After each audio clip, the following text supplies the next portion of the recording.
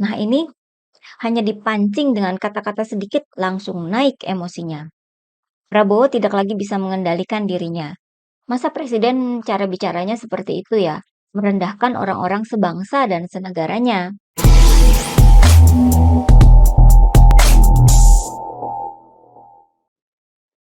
Hai guys, bersama lagi kita akan mengulik dunia politik dengan awas, waras, dan cerdas.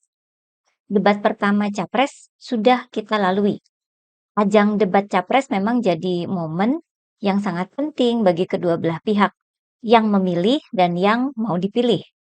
Di situ kita lebih bisa melihat bagaimana kekayaan pengalaman, kemampuan berpikir, dan kedewasaan emosional, serta ketahanan fisik masing-masing capres. Sehingga lebih memantapkan kita untuk menentukan pilihan politik. Ketahanan fisik ini jelas sangat penting ya. Yang pertama, sebagai orang normal, kita tentu tidak mau orang lain jatuh sakit. Padahal kita kan bisa melihat sendiri betapa banyaknya kerjaan seorang presiden. Jika dalam debat capres saja sudah kelihatan nggak sehat secara fisik, bagaimana nanti mau memimpin negara sebesar ini? Yang kedua, sebagai seorang warga negara yang punya hak dan kewajiban sesuai undang-undang, kita juga mau dong kalau negara ini punya pemimpin, dalam hal ini presiden, yang fisiknya nggak kuat. Nggak mau kita. Apalagi kita sudah terbiasa selama hampir 10 tahun punya presiden yang daya tahan fisiknya sangat mumpuni, seperti Presiden Jokowi yang terbiasa bergerak lincah ke sana kemari. Ya masa presiden berikutnya kita dapat yang fisiknya nggak kuat. Itu urusan fisik ya. Debat capres juga bisa jadi jebakan buat capres yang tidak siap maupun yang berpura-pura. Selama ini kan kita rakyat ini disuguhi dengan materi kampanye. Itu sebuah sarana menjual citra si capres dan cawapres yang berusaha dipopulerkan publik oleh tim si capres ini adalah citranya. Bisa jadi citra itu benar sama seperti orangnya, bisa jadi citra itu salah atau tidak sama dengan orangnya. Selama ini kan Prabowo berusaha dicitrakan sebagai capres dengan joget gemoy. Dicitrakan seperti bocah gemuk yang lucu, yang suka joget-joget. Tapi aslinya kan nggak gitu. Di situ kan jadi kelihatan ya, mana yang dicitrakan, mana yang asli. Bahkan foto Prabowo Gibran sampai diatur dan dibikin sedemikian rupa sampai mirip dengan opa-opa Korea. Itu kan jadi keterlaluan ya, sangat amat jauh dari aslinya. Itu kan jadi kayak membodoh-bodohi rakyat. Kita lihatnya malah malu ya. Segitunya pencitraan fisik. Seakan rakyat ini begitu gampang ditipu matanya. Nah, ajang debat capres ini bisa jadi pembuktian sejauh mana menipunya bentuk-bentuk kartun yang selama ini sudah diedarkan di berbagai tempat. Namun saya justru khawatir ya melihat tadi malam itu Pak Prabowo sampai keringetan. Jangan sampai beliau jatuh sakit kecapean gitu ya. Gara-gara mau memaksakan diri agar mirip sedekat mungkin dengan apa yang selama ini dicitrakan. Yang sudah dikeluarkan mulai dari peristiwa 65, penembakan misterius. Saya sih cukup lega ketika acara debat berakhir, Pak Prabowo masih terus bisa mengikuti acaranya. Tapi nggak tahu ya, apakah beliau ini masih cukup kuat untuk berpikir dan bekerja hingga jauh malam gitu. Presiden kan kerjaannya hampir 24 jam. Gimana kita tidak memperhatikan kondisi fisik Pak Prabowo ya? Karena dalam debat tadi malam itu kan sempat terjadi momen yang sangat emosional. Perdebatan intens antara Anies dan Prabowo. Momen-momen ini terjadi ketika mereka membahas tentang isu demokrasi yang dianggap sedang menurun. Hingga Anies menuduh bahwa Prabowo tidak kuat jadi oposisi. Termasuk mengutip pernyataan Prabowo sendiri bahwa Prabowo ketika tidak berada dalam kekuasaan, jadi tidak bisa berbisnis dan tidak bisa berusaha. Kemudian Prabowo sempat mengungkit bagaimana dirinya mengusung Anies di Pilkada Jakarta dulu, sampai menyebut bahwa kalau presiden itu diktator, maka Anies tidak mungkin jadi gubernur. Perdebatan intens ini pun memanas sampai Prabowo nunjuk-nunjuk ke Anies. Di sini kita pun melihat wajah asli Prabowo. Begitu gampang seorang Prabowo tersulut oleh kata-kata. Hanya kata-kata ya, di depan publik, di depan jutaan mata yang menonton. Prabowo tidak bisa lagi menahan emosinya, tidak peduli lagi dengan citra yang sudah dibangun oleh para anak buahnya. Citra seorang yang cabi, yang gemoy, yang ramah. Nah, ini hanya dipancing dengan kata-kata sedikit langsung naik emosinya. Prabowo tidak lagi bisa mengendalikan dirinya. Sebagai seorang capres, Prabowo kan harusnya memperlihatkan bagaimana dirinya sebagai pemimpin yang tangguh secara emosional, yang tidak gampang terpengaruh omongan orang lain, apalagi kemudian jadi naik darah gara-gara omongan orang lain di tengah-tengah perhatian jutaan rakyat Indonesia. Akhirnya, Prabowo lepas kendali. Ini diawali dengan pertanyaan yang diajukan kepadanya soal putusan MK yang melanggar etika. Prabowo pun mengatakan bahwa kekuasaan di tangan rakyat. Dengan emosional ya dia ngomong gitu, karena memang sudah panas duluan ya.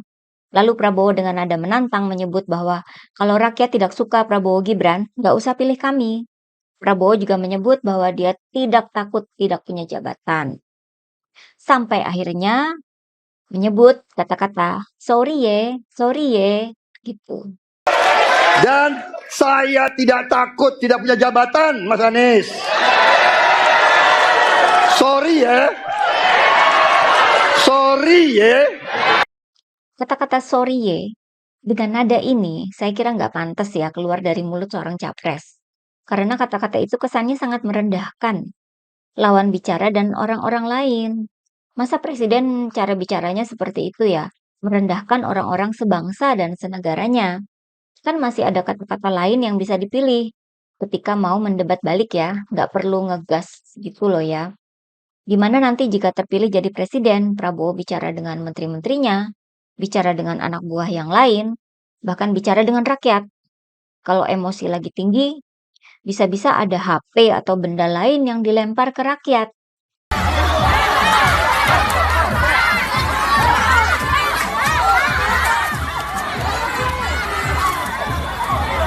Jadi, dalam debat tadi malam, akhirnya Prabowo tidak lagi bisa menyembunyikan wajah dan karakter aslinya.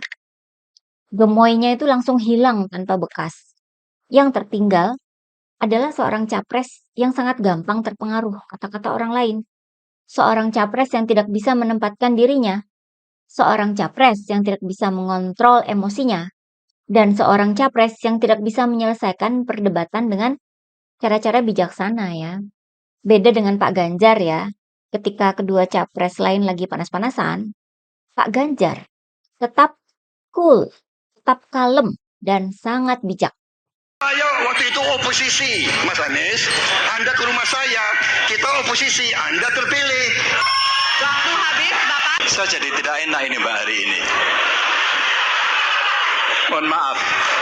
Saya tidak enak karena dua kawan saya sedang nagih janji dan membuka buku lama. Melihat Pak Ganjar itu kita seperti melihat Pak Guru dengan kedua muridnya yang lagi berantem. Lalu Pak Guru ini berusaha meredakan suasana panas itu dengan memberikan lawakan, mengajak semua untuk santai dan ketawa bersama. Itu namanya orang yang bijak ya. Nggak panasan, nggak gampang terpancing emosinya, dan bisa menjaga kepalanya agar tetap dingin. Di sini kita melihat bahwa Pak Ganjar itu sudah memiliki kedewasaan emosional yang sangat tinggi. Pak Ganjar mampu membawa dirinya untuk tetap kalem. Beliau paham bahwa gerak-gerik para capres di acara debat itu sebenarnya kan sedang diperhatikan dengan seksama oleh mayoritas rakyat. Tapi Pak Ganjar memang pembawaannya itu tenang ya. Beliau juga terbiasa bercanda dengan rakyat. Beliau itu punya sense of humor yang tinggi. Jadi auranya Pak Ganjar itu ya memang bikin adem sih ya. Itu namanya pemimpin yang bisa mengendalikan emosinya. Beda dengan Prabowo yang tadi malam itu sudah membiarkan dirinya lepas kendali. Di bagian akhir acara kalau teman-teman sempat memperhatikan ya, nampak bahasa tubuh Prabowo sudah jadi tidak ramah. Ketika disalami dan diajak rangkulan oleh Pak Ganjar, Prabowo nggak mau. Jadi hanya salaman saja dengan kedua capres lainnya.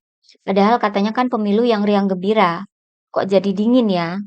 Kemudian dari Kompas.com juga memberitakan bahwa usai acara, Pak Ganjar dan Anies masih melayani tanya jawab dengan para awak media.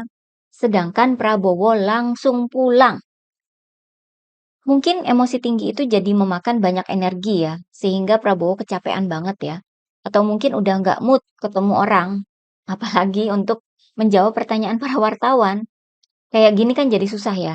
Bayang nggak sih punya presiden yang moody, mood-mutan gitu ya. Kalau nggak mood ya udah, nggak mau ini, nggak mau ketemu itu. Padahal presiden itu kan melayani rakyat. Melihat perilaku dan emosi Prabowo dalam debat capres tadi malam, saya jadi curiga. Jangan-jangan nanti Prabowo bakal menjadi capres yang diktator. Wah, bahaya dong ya. Gimana menurut teman-teman? Sampai di sini dulu ya. Gitulah, kura-kura. Ketiga calon presiden yang tentunya beradu ide, gagasan, dan juga program-program. Tentunya inilah akhir dari